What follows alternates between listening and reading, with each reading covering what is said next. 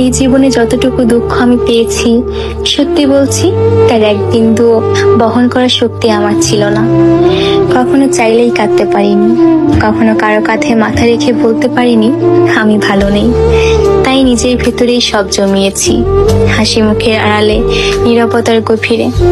মানুষ ভাবে আমি শক্ত, আমি নির্লিপ্ত, আমি সব পারি, অথচ জানে না ভেতরে ভেতরে আমি কতবার ভেঙেছি। একা রাতে বালিশ ভিজিয়েছি, চোখের জল দিয়ে গোপনে যুদ্ধ চালিয়ে গেছি। আমি নিজেকে এতবার জোড়া লাগিয়েছি যে এখন নিজের আসল রূপটাই ভুলে গেছি।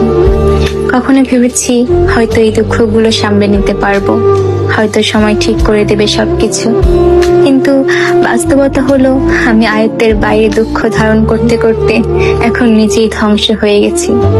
এখন মনে হয় আমি আর আমি নেই, আমি কেবল এক ভাঙা মানুষ যার ভেতরে অনেক কথা জমে আছে, কিন্তু শোনার কেউ নেই। সবাই বলে খারাপ সময় সব সময় থাকে না, সময় ভালো হয়ে যাবে, কিন্তু কেউ বোঝে না সময় শুধু ক্ষত তৈরি করে, সেগুলো শুকায় না। আমি এখন কেবল একটি নীরবতা, মুখে হাসি, চোখে অন্ধকার আর মনে একরাশ দুঃখের বোঝা নিয়ে প্রতিদিন বেঁচে থাকার অভিনয় করে যাই।